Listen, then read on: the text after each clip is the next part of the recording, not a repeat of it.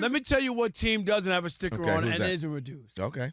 Who that? It's the L.A. Clippers. Oh. And I'm here to officially tell you. Oh, whoa.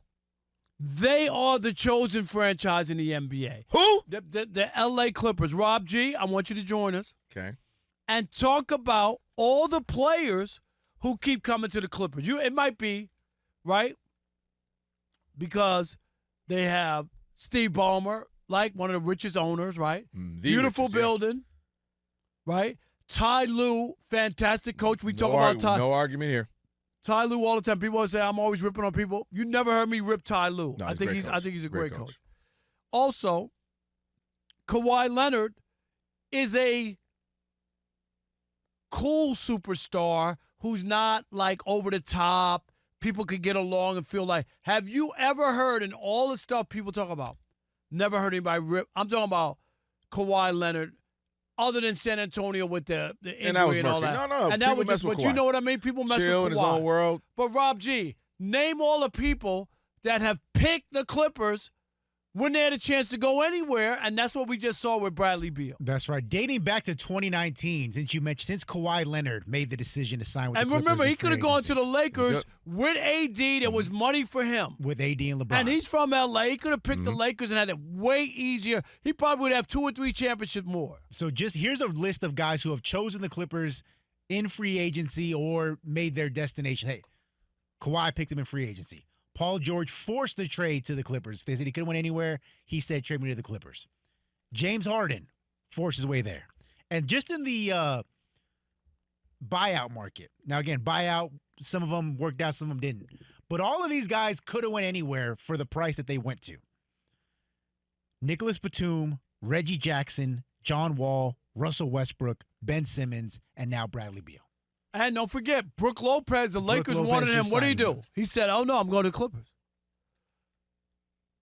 You disagree with the Clippers being the chosen franchise in the NBA. Now, they haven't won, and I'm not sitting here doing that. But people do like the way it's set up, the organization. It's in Los Angeles. You're the little brother. You're the little brother, and everybody knows it. And it doesn't stop people from going. Here's my issue. Everything you just said is a fact. Can't deny that. And you know what else is a fact? The Clippers have been dramatically better than the Lakers for the last 10 to 15 years. They've been much better than the Lakers. I mean, at one point in time, they were destroying them. They were up like 30-something games of 5 when the last 40 games or something. It was crazy. They've had so many iterations of them. But that's the issue, Rob. Clippers, flippers, slippers, they still clip, and the Clippers always seem to clip. When I first moved here in 2011, that was the Chris Paul Lob City era, and I was all in. I've been a massive Chris Paul fan. He's one of my favorite players of all time. I thought he was, I think he's amazing. And that team was so fun. Jamal Crawford went to Michigan, as you know. Well, I won't say I knew him, but you see him around the way. And that team was a blast, and they were the sexy pick to win the championship for a handful of years, and they never got it done. Then they move on, and they get the Kawhi Leonard era. And they got great players on that team. And they get Paul George. And the issue I have is it just hasn't amounted to something. And to me, there's no more excuses because of what you just mentioned. You have the richest owner in basketball who actually cares, too. He's all in. He's invested. I like Steve Ballmer. You have a new arena. You're not in the Lakers or the Kings shadow anymore. You got your own home out there in Inglewood. Everyone seems to enjoy the Intuit Dome. Seems to be popping. So you got that. You've got stars now. You keep getting guys, as you mentioned. You got older stars. You got middling stars. You got guys who want to come from the middle. Even Lopez was still wanting to go. He's from here, too. You got Brook Lopez. But he could have gone to the Lakers. They wanted him. And so you're doing all of this. You have to win. This is, to me, there's no excuse. You've got great players. You got a great coach. You got a great ownership. You got a fancy new arena. I got all that. This has to be it. Because my last point, Rob, when I first moved here, I was disappointed in the Clippers because they had a chance.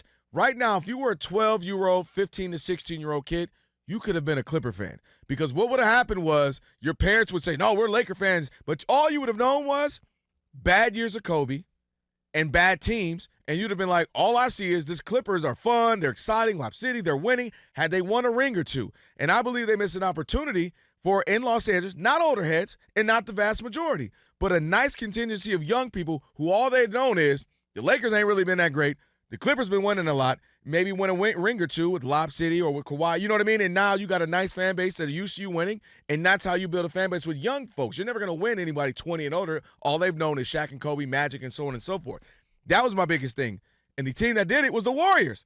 The Warriors crept into L.A. during those years. Rob G., did you not see a bunch of kids starting to wear Warrior jerseys? Didn't wear Lakers because the Lakers were bad? But that's my point. It was Steph. It was the winning. It was the Splash Brothers. They just thought they could pick Steph up, and he was there. Yeah, and that's what I'm saying. The Clippers, to me, I thought they had an amazing chance to make a little small dent over the last 10, 15 years with the young fan base. But you got it's impressive on how many people have chosen. I agree, but do something. Come on, I'm not mad at them. Find a way to win. All right, 877-99 on Fox. 877-996-6369. Are the Clippers the new chosen franchise in the NBA? We got it wrong here. Are we overhyping because we live in Los Angeles? I think you are overhyping. I think they're the chosen franchise.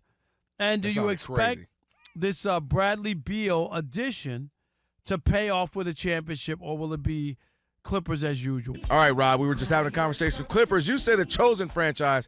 I say the franchise had plenty of chances to finally make a dent in L.A. and finally get the new fan base, and they just always get close but no cigar.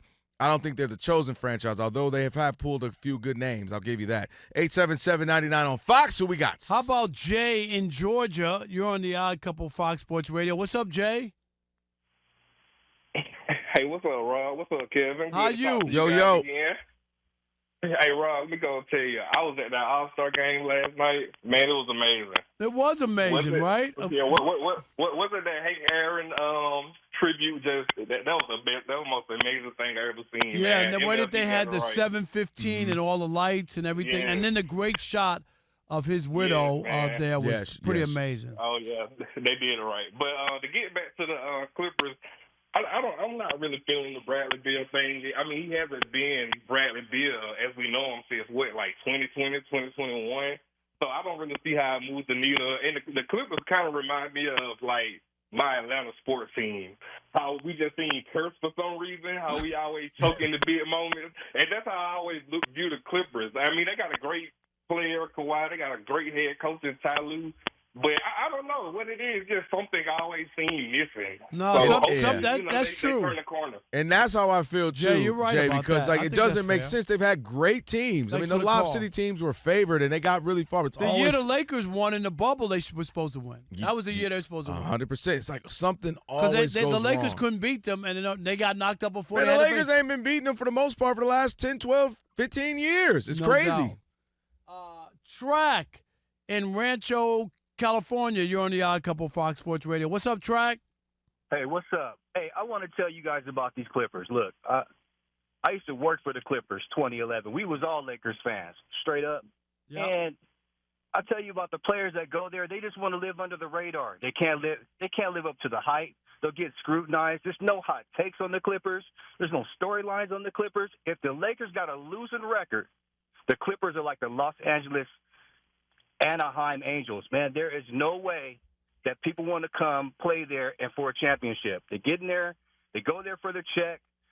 Man, check this out. If you get someone that comes to the Lakers, I mean, they can't even live under the lights, man. They can't hit a free throw. That's how much the spotlight is on that team in LA. I get that. There's no comparison. It's like the Yankees and Mets, and I get that. You know what I mean? Or teams where there's two teams in the city, the Cubs and the White Sox. I get all that.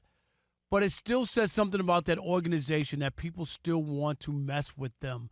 The Donald Sterling Clippers, nobody was coming to. And they had the sunshine, and they could play in L.A., you know what I mean, and all that, and people didn't want to go there. Because it was like, oh, my God, why would I want to play for that organization? They've made a big improvement. That building they have, if you don't go there and look at what they've got going, and Ty Lue, and you got a superstar who's manageable. And like I said, Steve Ballmer, I mean, it's all there. It's all sitting there, and I think there is something the players want to be. I can be that piece.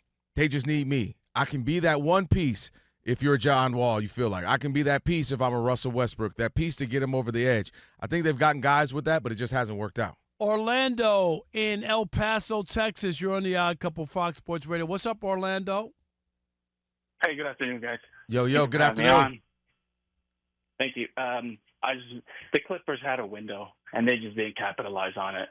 I remember Chris Paul, Blake Griffin, DeAndre Jordan, what you call DeAndre Jordan's prime. They had a good team, but, Doc Rivers with his whole nonsense about, well, I've never gotten swept. That's terrible. Failed to Houston. That was terrible. I feel for a player like Chris Paul because he didn't deserve that. You could tell he poured his soul, blood, sweat, tears, everything into Chris that. Paul had some big games for them too. And it wasn't. Some of it was his own health. He couldn't, hamstring not working or something always wrong. Always hurt or something. Thanks, Orlando. Appreciate the call. How about real quick call in Mobile, Alabama? You're on the Odd Couple Fox Sports Radio. What's up, call? What's up, guys? Thanks for taking my call. The caller just for this one nailed it. I think the Clippers are that organization where guys go and they can make money without the pressure. It's like Brooklyn and New York. Durant and Kyrie, they go to Brooklyn. You don't have that pressure of like championship. I thought they had pressure though. I do too. And I'm gonna say this, call in the New York thing. Like people. The Knicks owner, people didn't want to go there. Like they haven't been able to get anybody. To be the Knicks, they haven't got people you thought they would get. You know what I mean, Carl? I hear you with there is a different pressure between Brooklyn and playing for the Knicks. I'm not poo-pooing what you're saying, but I'm telling you that the Knicks owner was bad, and a lot of people were like, you said was? Is. Okay. You know what I mean. Just make sure you said was. Jim Dolan. James Dolan, yes. James, he's probably mad at us right now for saying that. You ain't never going back to Madison Square Garden. All right.